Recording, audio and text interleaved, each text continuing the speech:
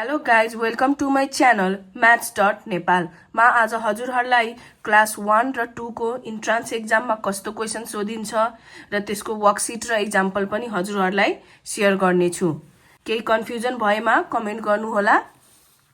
सुरुमा रहेको छ काउन्टिङ नम्बर। क्लास 1 लाई चाहिँ काउन्टिङ नम्बर आउँछ। यसमा चाहिँ नम्बर 1 देखि 50 सम्म सोधिएको हुन्छ। यसको म एक्जाम्पल पनि हजुरहरूलाई शेयर गर्नेछु।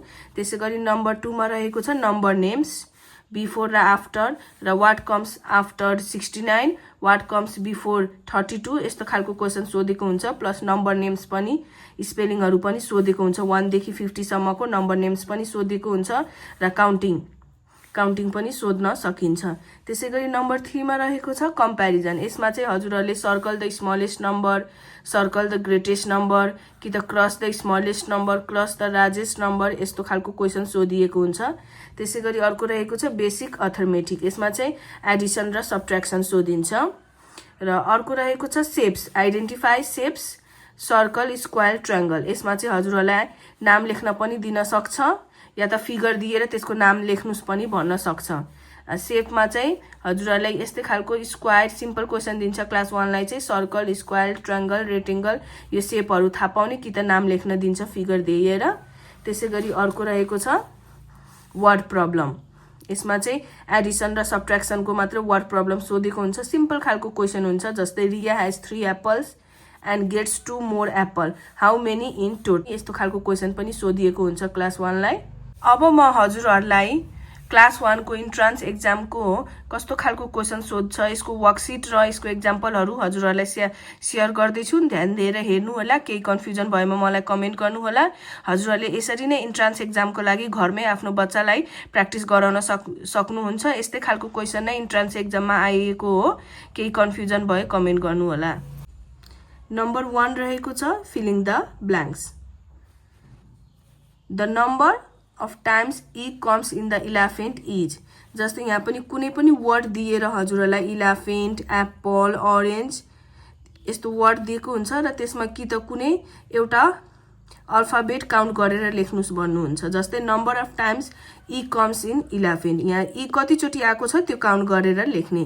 जस्तै एकचोटि, दुईचोटि।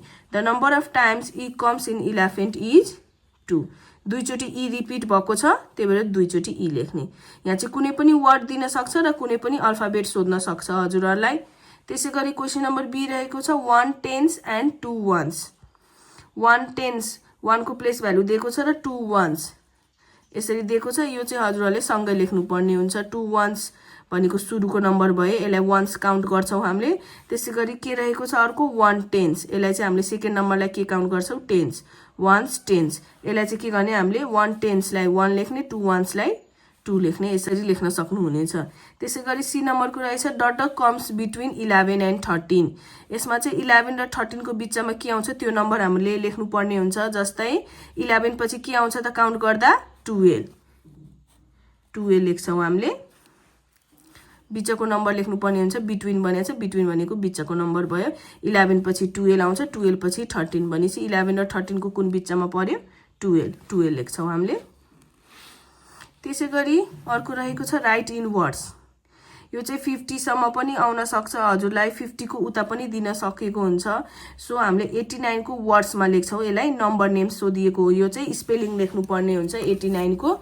अब 89 को स्पेलिङ के हुन्छ त EIGSTY 80 अनि NINE 9 यसरी।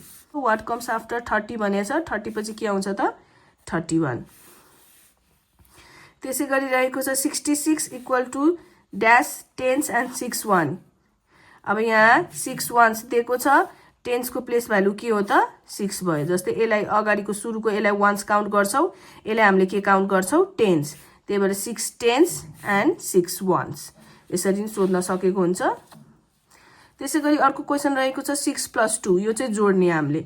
यो चाहिँ हजुरहरूले अब बच्चाले फिङ्गरले गर्न सकेछ भने फिङ्गरले सिकाउनु पर्यो। हजुरहरूले अब लाइन तानेर सिकेछ भने लाइन तानेर गर्न सक्नुहुनेछ हजुरहरूले। 6 + 2 = 8। त्यसै गरी रहेको छ डट कम्स आफ्टर 100। 100 पछि के आउँछ त त्यही लेख्नुपर्ने हुन्छ। 100 पछि 101 आउँछ, 101 लेख्छौँ हामीले। त्यसै गरी रहेको छ 10 - 5 10 मा 5 घटाउने अब फिंगरले गरे पनि भयो लाइन तानेर गरे पनि भयो 10 मा 5 घटाए 5 यसरी हजुरहरुले प्र्याक्टिस गराउन सक्ने हुनेछ आफ्नो बच्चाहरुलाई The number of letter in word mathematics is भनेर सोधेको छ अब यहाँ टोटल लेटर कतिवटा छ त म्याथमेटिक्स मा काउन्ट गरेर लेख्नु पर्ने हुन्छ 1 2 3 4 5 6 7 8 9 10 11 कतिवटा रहेछ टोटल वर्ड 11 त्यसै गरी अर्को रहेको छ 2 * 5 यो चाहिँ मल्टिप्लिकेसन हो टेबलले गर्नुपर्ने हुन्छ 2 र 3 को टेबल त हामीले 1 क्लासको बच्चाहरुलाई गराकै हुन्छ टिचरहरुले नि गराएको हुन्छ क्लासमा 2 र 3 को टेबल त आइहाल्छ त्यही भएर 2 * 5 2 5 जा कति हो त 10 and 3 * 3 3 3 जा 9 यो चाहिँ टेबलले आएको हो 2 र 3 को टेबल त 1 क्लासमा गराइहाल्छ यो चाहिँ टेबलले गर्नुपर्ने हुन्छ 2 5 जा कति हो 10 3 3 जा कति हो 9 यसरी त्यसै गरी क्वेशन नम्बर 2 मा रहेको छ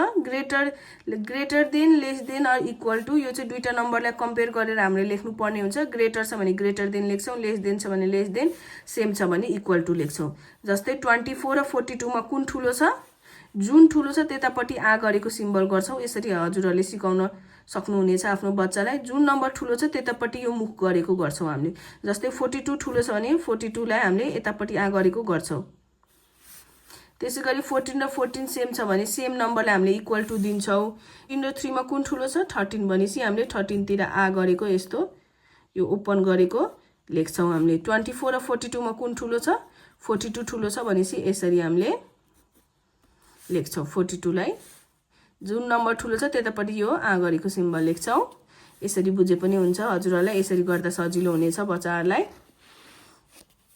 त्यसरी नै क्वेशन नम्बर 3 रहेको छ राइट द शेप नेम यहाँ चाहिँ अब मैले भने थिए हजुरहरुलाई फिगरहरु दिन्छ र फिगरको नाम लेख्नु पर्ने हुन्छ यो के को फिगर हो त सर्कल भनेपछि हामी यहाँ सर्कल लेख्छौं त्यसै गरी यो के को फिगर हो ट्रायंगल भनेसी हामीले यहाँ ट्रायंगलको स्पेलिङ लेख्छौं हजुरहरुले सर्कल र ट्रायंगल र अरु शेपहरुको चाहिँ स्पेलिङहरु चाहिँ आफ्नो बच्चालाई कन्ठ गराउनु पर्ने हुनेछ त्यसै गरी क्वेशन नम्बर 4 रहेको छ राइट द मिसिङ नम्बर यहाँ चाहिँ मिसिङ नम्बर हामीले लेख्नु पर्ने हुन्छ यो चाहिँ 1 देखि 50 सम्म पनि सोध्न सकेको हुन्छ हजुरहरुलाई जस्तै यहाँ 92 छ 92 भन्दा अगाडि के आउँछ त 1 स्टेपको अगाडिको नम्बर लेख्छौं 91 फेरि 92 पछि के आउँछ 93 11 अगाडिको र 11 पछाडीको यसरी हामीले लेख्छौं त्यसै गरी 103 को पछाडी के आउँछ पहिला 102 र 102 भन्दा अगाडि के आउँछ 101 यसरी लेख्नु पर्ने हुन्छ त्यसै गरी 32 पछि के आउँछ 33 पछि के आउँछ 34 यसरी लेख्नु पर्ने हुन्छ त्यसै गरी अर्को रहेछ 100 को बिफोर पछाडी के आउँछ त 99 पछि बल्ल 100 आउँछ र 100 पछि के आउँछ 101 यसरी आउँछ क्वेशन नम्बर 5 रहेको छ arrange in ascending order and descending order यहाँ चाहिँ हजुरहरुलाई के गरेको हुन्छ एउटा नम्बर दिएको हुन्छ यसरी नम्बर दिएको हुन्छ यसलाई अरेन्ज गर्नुपर्ने हुन्छ एसेन्डिङ अर्डर र डिसेन्डिङ अर्डर दुईटै यही एउटा नम्बरलाई एसेन्डिङमा नि लैजाने र डिसेन्डिङमा नि लैजाने एसेन्डिङ भनेको के हो smallest to biggest small number देखि ठुलो नम्बरसम्म लैजाने सानोबाट ठुलो लैजाने र डिसेन्डिङ भनेको ठ्याक्कै उल्टो बिगेस्ट देखि स्मलेस्ट ठुलोबाट सानो लैजाने एसेन्डिङ अर्डर भनेको जहिले पनि सानो देखि ठुलो लैजाने अनि डिसेन्डिङ अर्डर भनेको चाहिँ ठुलो देखि सानो लैजाने त्यही भएर पहिला के गर्छौं हामीले एसेन्डिङमा गर्छौं यही नम्बरलाई एसेन्डिङमा अरेन्ज गर्छौं भनेपछि सबसे सानो कुन हो 0 लेख्छौं 0 पछि हल्का कुन ठुलो छ 3 त्यसपछि कुन आयो 4 त्यसपछि लास्टमा कुन आयो 10 ल हेर्नुस् सानोबाट ठुलोसम्म हामीले यसलाई अरेन्ज गरेको छौं त्यसरी नै अब यही नम्बरलाई हामीले डिसेन्डिङमा लैजान्छौं यो सुरुमा मैले एसेन्डिङ गरे ठुलोबाट सानोबाट ठुलो अब यहाँ चाहिँ ठुलोबाट सानो लैजान्छौं सबसे ठुलो कुन हो त 10 लेख्छौं 10 पछि हल्का सानो कुन छ 4 त्यसपछि 3 त्यसपछि 0 यही नम्बरलाई हामीले पछाडीबाट पनि लेख्न सक्छौं त्यसैगरी क्वेशन नम्बरमा बी रहेको छ 14 84 32 23 ल हेर्नुस् पहिला एसेन्डिङमा लैजान्छौं सानोबाट ठुलो सबसे सानो कुन छ यहाँ 14 त्यसपछि 23 त्यसपछि 32 त्यसपछि कुन छ 84 अब यसलाई हामीले एसेन्डिङमा लग्यो अब यसलाई नै डिसेन्डिङमा लैजान्छौं डिसेन्डिङ भनेको के हो त ठुलोबाट सानो यही नम्बरलाई हामीले पछाडीबाट पनि लेख्न मिल्यो 84 32 23 र 40